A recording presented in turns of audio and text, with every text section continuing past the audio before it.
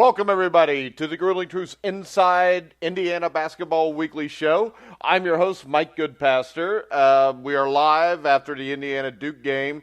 The Duke Blue Devils take down the Indiana Hoosiers 91-81. Duke moves to 9-0. Indiana drops to 4-3. I want to welcome in my co-host, former Indiana University basketball player, played on the 1981 NCAA championship team, also a member of the Indiana Basketball Hall of Fame. Help me welcome to the show, Steve Risley. Hey, Mike, how you doing, buddy? I was doing great until the last 4 minutes of that game. Yeah, it's funny how it turns into a really disappointing 4 minutes because you really think you're in a position to win this basketball game. And I give a lot of kudos to Indiana because they surprised me tonight significantly. I mean, I think this was a very much a statement game for IU in terms of their ability to rise to the occasion. This was obviously the biggest test they've had by far. And I thought they did a lot of things good in this game. There were probably just a couple of glaring weaknesses that ended up costing them the ball game. But I'd say 90% of the things they did were very favorable. And here in the next few minutes, I'm sure we'll get into it and break it down and give you my opinion, and you'll give your opinion as to what we thought went well and where they still need to work on to be able to win a game like this, because they certainly put themselves in position to win this ball game. They just couldn't get over the hurdle of the final stretch there in the last 3 or 4 minutes. Actually, I think we were talking a little bit before we started. I'm more impressed with Indiana right now than I am with Duke. I mean, probably because my expectations are different of both teams. But I expected Duke to win this game. I expected them to win by a much greater margin than they did. I think Indiana took them out of a lot of things. I think Indiana controlled the tempo of this game a fair amount. And I thought they took it to Duke inside. And I think that's the strength of Indiana's game right now, and I thought they effectively did that. And so I'm more impressed with the way Indiana played tonight than I was with Duke. And I know you're going to come back with me that Duke's played a lot of games in the last 4 or 5 days, and that certainly is a consideration you have to look at. But Indiana's played 3 games in the last 6 days as well, I believe. And so fatigue was a factor on both teams. Well, Indy's had a couple more days rest than Duke has. So let's break it down and see what we think and where Indiana did good and where Indiana needs to get more focused. Yeah, the first thing that stood out to me was Deron Davis in the post was an absolute beast tonight. Number one, he's got to shoot free throws better, though, because he becomes a liability in the last couple of minutes of the game. The other thing I didn't like is I think that Newkirk and Johnson have a tendency to not wait till he's in position to throw him the pass. I agree. That's one of the 2 weaknesses I saw was the patience of our guard play, and it still blows to the fact that what I see is one of our biggest weaknesses, leadership on the floor. It's still not there. Pretty much for the first half, our guards were pretty well non-existent, other than they were feeding the ball inside, but we weren't getting anything out of them other than that, I thought, offensively or defensively. Now, in the second half, and late in the first half and the second half, Johnson started really stepping up and ended up probably having a game as good as I thought he was capable of playing. But when the team shows offensive patience, they dump the ball down inside, things happen. Good things really happen. We got Carter to foul out of the game, which is one of their big inside players, by taking it at him.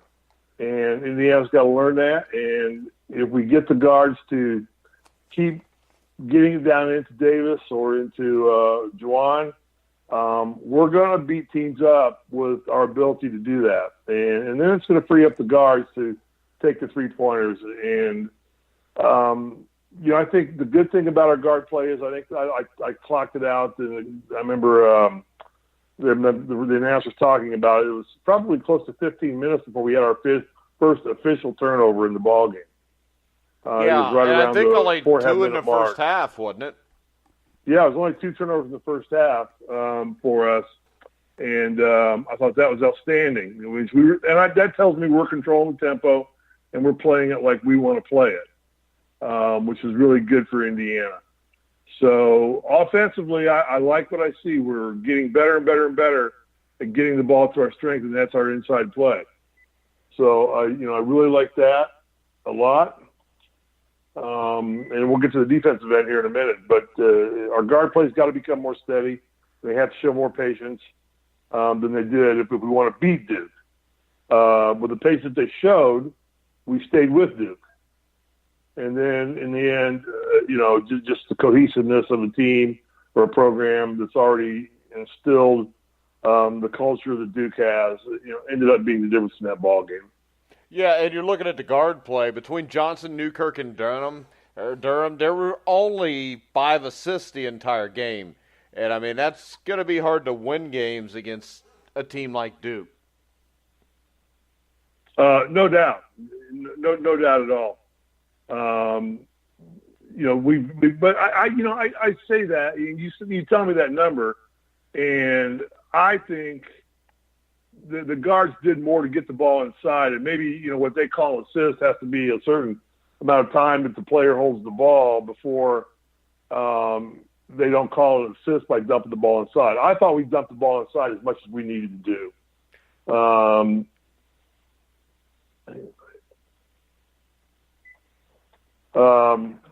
So I think we got the ball inside plenty of times. What they call an official assist doesn't really mean a lot to me. It does for the stat sheet, I know, but I think our guards did a really good job of getting the ball inside. And when they did that, it just made our offense click entirely. Well, my other problem was this. It seems to me like we have a tendency with our guards to,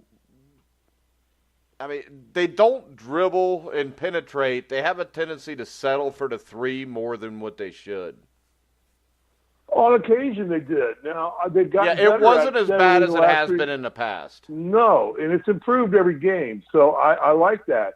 And one of my fears was that, and we talked about this in the pregame, was that they would revert back. My fear was that they would revert back to their athletic tendencies and go back to doing what Crean had trained them to do, which was come down and just fire the 3 and try and catch everything up, in 3 shots instead of 5 shots. And I really think they didn't do that. I think that there were times when they took probably what I would say would be an ill-advised 3-pointer, but it was on the lesser side than the more side. So I was really happy with that.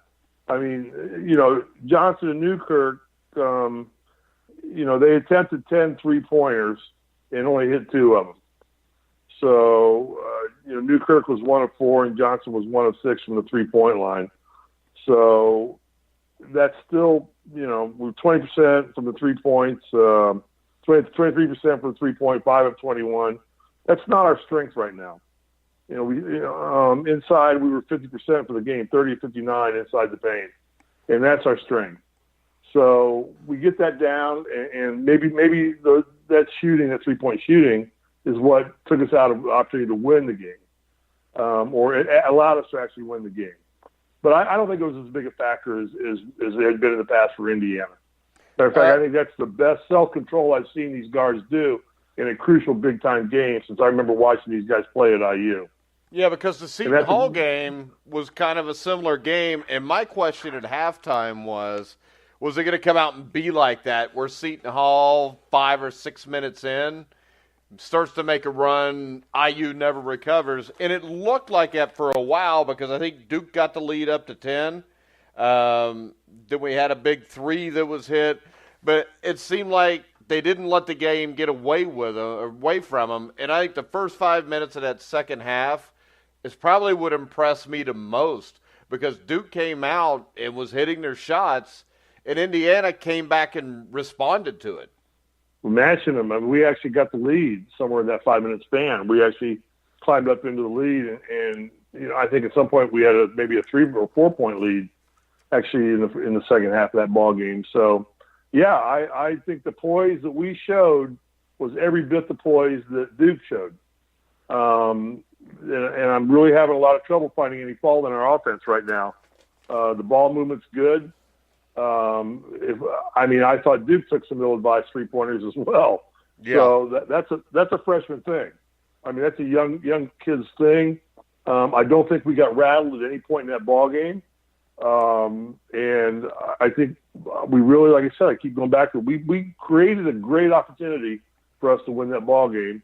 And I don't think a lot of people thought we'd pull it off, including me. Even in the last 5 minutes of the game, I thought, this is it's going to happen at some point, and eventually did happen. But up until that point, like we said, if the game was 36 minutes long, we maybe win that ball game. And we can fix that 4 minutes. I mean, that'll come with time on the court. That'll come with playing together. That'll come with listening to the coach more, better understanding of the coach and what skill sets players have and what time of the game they have them. This is still a program in its infancy all the way across the board. So offensively, on the offensive end, I wouldn't change a thing that we did today in this game. If we took a couple bad 3-pointers, that's just by nature that damn line being there. So you're going to take bad shots from outside there, and it's just going to happen. I can't think of a game ever where it hadn't happened. And defensively, I think they are getting slightly, but I still have a problem with the defensive positioning. I still think the guards have a tendency to get out of position. They still don't switch as fluid as what they need to. But I think they are showing some improvement, but I don't think it's improving nearly as quick as the offense. I don't need to talk. You just said it all. There's absolutely no help side on the defense. We give up the baseline still way too easy. The biggest thing I saw tonight with the talent that they had inside, we're letting them get the ball too deep into the lane. Yeah. I mean, they're getting the ball 2-3 feet in the bucket. You take like they're bigs and do that with the athleticism they have, they're going to jump right over you every time. They're athletically good enough to control the ball while you're beating on them and score. And that's what happened. They got a lot of 3-point plays down there because we just were not pushing them out. If you're going to play man-to-man, you got to be physical. You got to push the guy away from the bucket a little bit, take him out of his kill zone. But we were not doing that. And some of our guys, like Colin, bless his heart, just was mismatched under there. And a guy like Colin can play post defense for you, but he needs help. And we still are not communicating and helping on defense to any great strength at all that I didn't hear any communication. Yeah, especially I didn't see finger pointing. I didn't see somebody's here. I didn't hear him calling out switches and microphones on the court. Pick that stuff up. You can hear that stuff if it's going on. Yeah. So I don't tell me the crowd's too loud to hear it. There's microphones all over that basketball floor. And if guys are talking underneath, you hear it. And I'm just not hearing the communication. I'm not seeing the help. I was watching the ball side where guys were. Guys were still too close to the man when the ball's on the other side of the court. Duke is really, really good at that reverse pass where Grayson got trapped in the corner or something. He kicks it out. And before you can blink an eye, that ball's on the other side of the court. And we're chasing the guy out the 3-point line. We're 15, 20 feet away from him. Not anywhere near him because we're not getting into the proper position based on, when the ball is below the free throw line extended, you're one side, you're one step man side of the bucket, and we're not. The ball's below the free throw line, we're one step man side or ball side of the bucket, and you're going to get killed on that reverse pass. And Duke's really good at that. And teams are going to figure that out against us, that we're weak at that reverse pass, kick it back around. Let them get you down that corner, then kick it back around. And we didn't do a very good job there at all. Would a zone help against them? I don't know. I applaud Coach Miller for sticking with a man-to-man, and he'll make them good at man-to-man. You were talking about that with some other people today, that they have not gone to zone at all. I don't think zone's in his vocabulary. I don't think you're going to see Archie Miller, employ a zone defense now if they didn't do it against this game, because I would think that adding a zone to these guys would at least give you the help you need to stop the inside game. But the biggest problem we had was probably not that as much as we just were letting them post too low. Grayson Allen's a great penetrator and dish of the ball. The kid's a player. Yeah, he's just a great player all around. He's a great player. He's got Bird-like tendencies. Yeah. I don't want to say he's Larry Bird, but he's got Bird-like skill sets on the court. He sees everything that's going on in the basketball court, and the kid's a fiery, tough competitor. I know when I think it was Juwan came up and smacked him real hard on the fast break after he had done the same to the other end. He just got right back up and ran the free throw line and knocked down 2 free throws. He didn't let it rattle him at all. He knew it was coming, and he took the hard hit to the head and went on, and made the play and ended up with, 21 points, I think. Kid played the entire 40 minutes of the ballgame. He didn't come out. Yeah. He did not come out of that game at all. He talked about the road span they've had. Here's a senior providing the leadership they need with his statistical ability. And I noticed every time they got in the free throw line, it was Grayson Allen that was talking in the huddle to the freshman. Yeah, and I think this. I understand where you're going, that Duke wasn't as impressive as you thought they would be. You thought Indiana was more impressive. And not because you think they're better, but just you were expected more.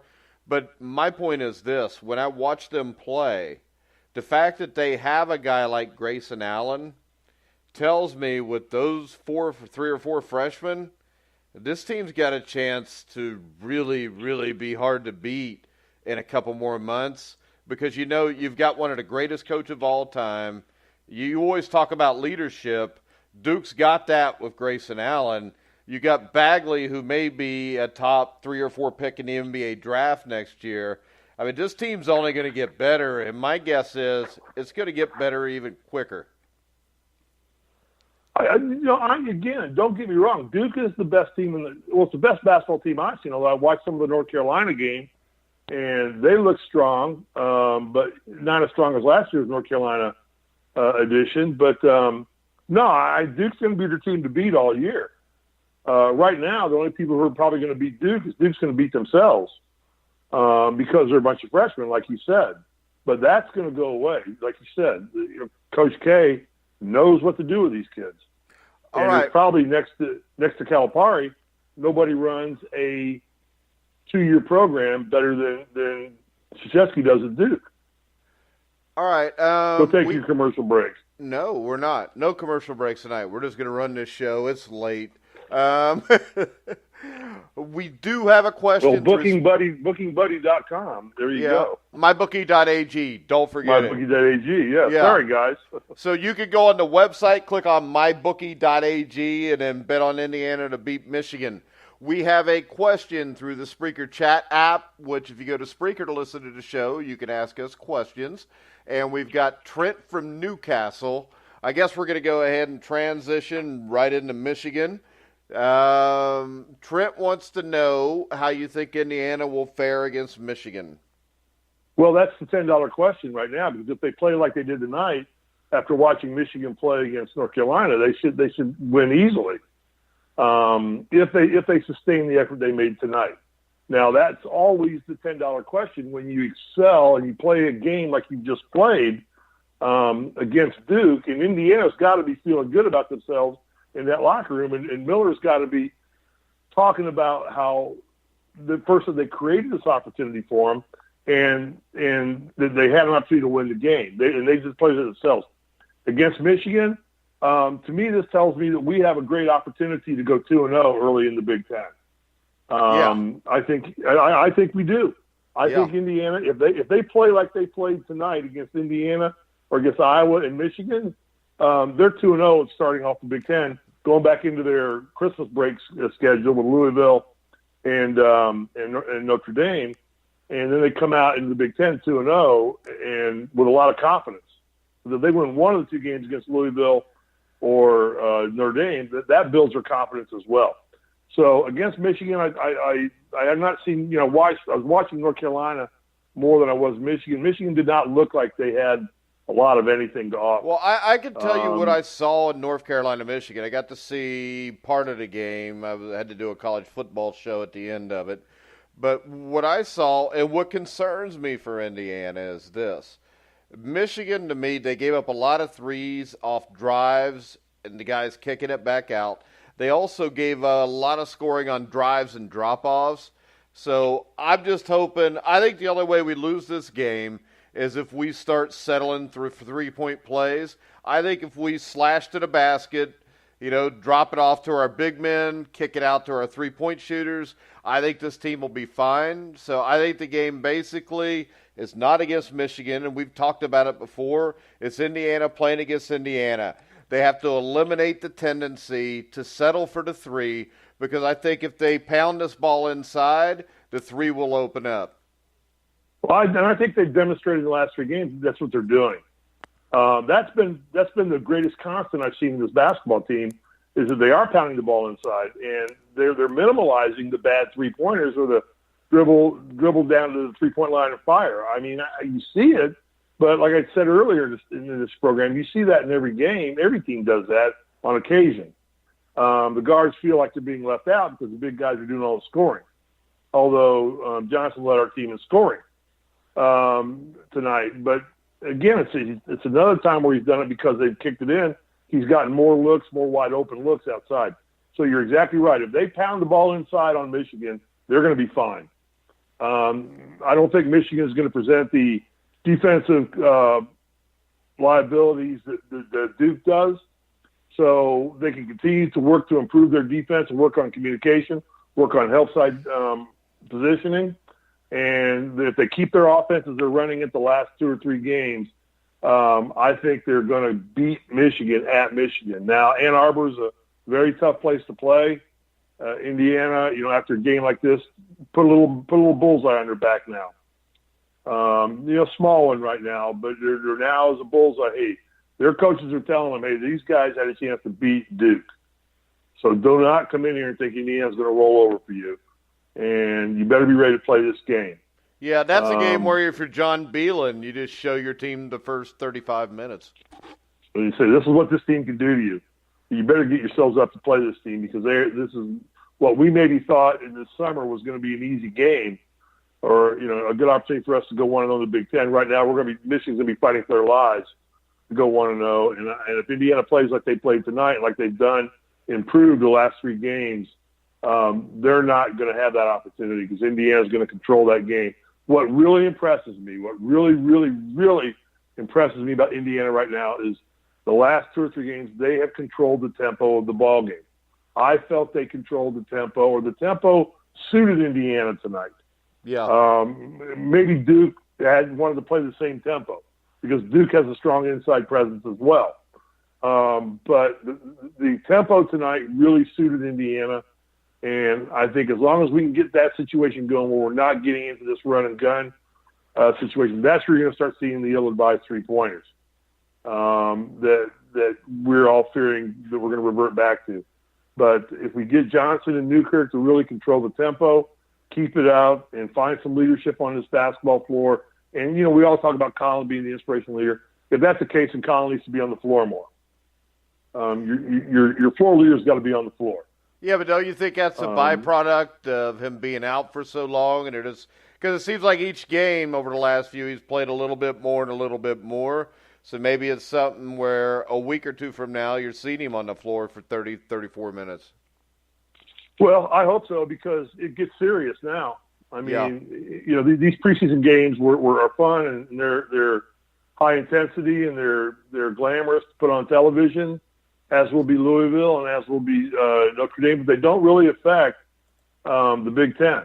And the fastest way to get themselves in the tournament is to win the Big Ten. Obviously, either the league or the tournament, you're going to be in the dance. You do one or the other. That's the easiest. Well, it's not easy, but that's the most surefire way to get yourself in. But making a strong showing in the Big Ten is probably going to get you because generally 5 to 7 teams from the Big Ten usually go to the dance. So right now, starting the next game in 3 days, it gets real serious. So if Colin needs to be on the floor, Colin needs to be on the floor. And if he's going to be our anointed spiritual leader, then he's got to be out there because Colin was doing a lot of the directing in the timeouts and in the huddles when free throws were going. It was Colin doing a lot of the talking. I'm still searching for that leadership from Indiana. So that's the case. Let's put him on the floor more. Colin won't make a lot of mistakes for you. And he came up with a big 3-pointer for him and made some good defensive slaps and put away. And, he's a little bit of a liability against putting down the post defensively. But by the same token, he's a good perimeter defender because he's got long arms, he's got good footwork, and he can play out there. So, but back to the original question. If we play like we played tonight and do the fundamental things that we did tonight, we'll be fine against Michigan. All right, Steve. From what I saw Michigan play. I think the big question here is the game's going to be 9:30 on the West Coast. You going to be able to be up and watching it? 9:30 on the West Coast. Yeah, it's a 12:30 game. Where are they playing at? Michigan. Okay, wait a minute now. 12:30. That's a noon game, isn't it? I thought it said 12:30 when I looked at it a minute ago. Oh, it's 12:30 p.m. Oh, so I got to be up at 9:30 a.m. Yeah. I don't know if I can make that or not. That's a tough call. All right, I just figured that out. Okay. So okay, I was looking. So no Yes, live we will show watch right after the game? I think we go live again after the game, and Okay. thank you for the question. Bring more questions to us. Yeah, Trent from something a little Newcastle. more. Thank you, Trent, for listening and for bringing us our first official question. Mike will send you some kind of nice prize. Yes, I will. he's in I will charge of send that. you an autographed Steve Risley alarm clock. We'll send you a nice prize. We'll okay. All right, but no, it's good to thank you for participating. All right, we're getting ourselves in trouble here. So he's We don't have prizes to give away yet. So he's from Newcastle. Did you ever play in Newcastle's gym? No, I never played in Newcastle's gym. No. My closest thing I've ever done in Newcastle was walk into the Hall of Fame, at first as a visitor and then last year as a member. Yeah. So other than that, I never had the privilege of playing. I never should have brought Newcastle up because I should have known it would lead to that. Well, no, I did. You asked me what I've done. Well, that's all I've done in Newcastle, really. Well, I mean, obviously we knew you had been to the Hall of Fame because I introduced you as a Hall of Famer. You don't know how many times I drove by and wanted to stay, just spend the night in the Steve Alford All-American Inn. They're on Route 3. I've been past so we that. got a plug. Trent will get you a free night at the Steve Alford All-American Inn. How about There you that? go. Maybe the we big should call the tennis shoe out Steve front. Alford All-American Inn and see if they're in on that or not. I'll hang up and call Steve right now. I'm sure he's just about done with his game. And ask him if I can have a free night stay at the Steve Alford All-American Inn. You ought to do that. For our callers. That ought to be like the gift for the caller. They get to go spend an evening with Steve Risley at the Hall of Fame and then go to the Steve Alford we Inn. didn't throw Steve Risley into that. No, we'll say you live closer to Newcastle than I do. Oh, I'm an hour and a half, 2 hours away. I'll tell you what, we'll tell Trent that for being the first caller, we'll give him 2 tickets to the UCLA home basketball game if he wants to fly out here. I can do that very easily. Oh, okay. So, Can you no problem. Can you get him the airplane tickets? No, I can't get him the airplane tickets, but I can get him into a game. I can probably even get him to a practice, too. He can go see Paulie Pavilion. Maybe Which he'd is rather probably see the Steve Alford Inn. Actually, the Paulie Pavilion is not much bigger than Newcastle Trojans gym. Trust me. Well, I think the Newcastle gym seated like, what, 10,000, 9,000? 10,000, yeah. It's like, that's the largest high school gym in the country or something. Yeah, I couldn't remember if it was that or Anderson's Wigwam that was bigger. Yeah, well, I don't think the Wigwams exist anymore. No, they did, they downsized it. It seats like 3,000 now. But it's all because they destroyed the IHSA basketball tournament. There you go. Let's get into that part of it. Hey, I thought Indiana played good tonight. This was a statement game for Indiana. I didn't want to come on the show and beat them up. I didn't want to have that discussion. I'm glad that we didn't have to have that discussion. There were 9/10 positive and a couple things negative, but the things that are negative, I believe, will come with time. Yeah. I think people should really feel good about this team right now and about the growth. What impresses me is just from the very first game against Marion to this game tonight, we've been able to talk more about good things every time we've been on the air and less about bad things. Yeah. You know what I'm saying? Right now, against Marion and against Howard and against, U of Indy, we were talking about a lot of bad things. Against Indiana State, we talked about all bad things. Yeah. We get impressed with their play against Seton Hall. And tonight, I really, like I said, guard play, leadership, and defensive positioning are really, and those are all things I think will come with maturity. So the big thing right now, and tying back to Trent's question, is does Indiana feel good about themselves, pat themselves on the back, and go on and think they can handle Michigan now because they played tough against Duke?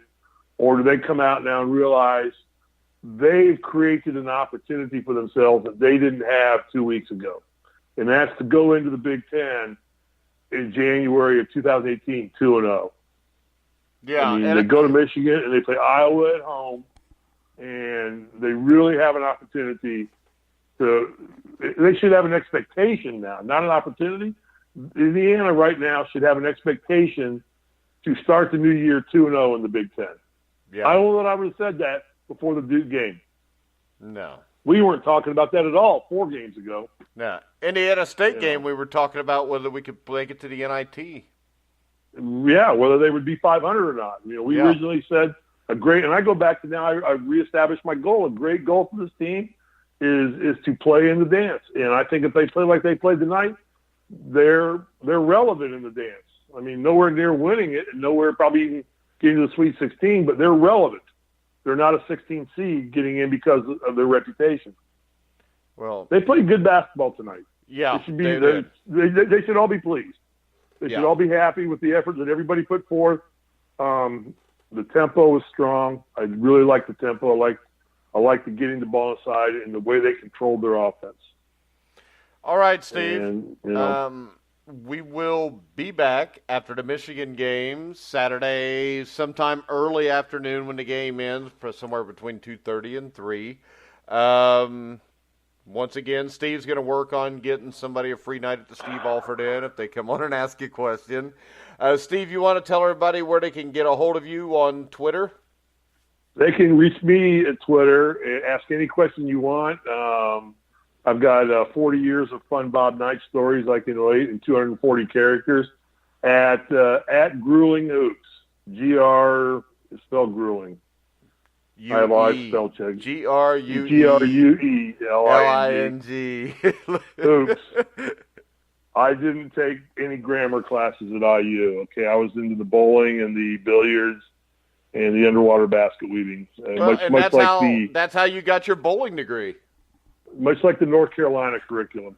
So, for student athletes. I thought that was Louisville. No. We're not even going to go where Louisville's curriculum was. We don't need to join Matt Lauer today. Okay? We don't need to go there at all. Well, it sounded like they were paying the girls, so the girls were consensual. I think we better get back to the Steve Alford All-American before we get ourselves in trouble. All right, Steve. Great game. I think everybody should be really thrilled with this. They should really feel good about themselves. Wear your Indiana gear proud this week. We have a very strong opportunity to be leading the Big Ten going into the new year. I mean, we have created that opportunity for ourselves with a lot of hard work and a lot of consistent improvement along the way.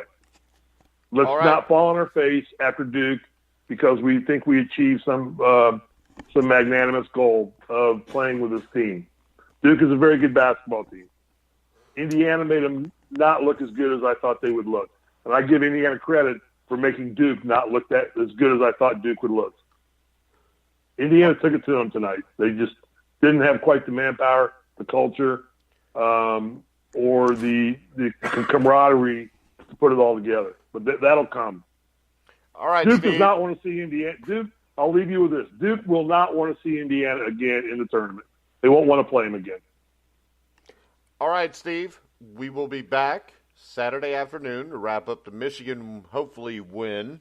And hopefully we'll still be positive. We'll be in good shape and tied for first in the Big Ten, Steve.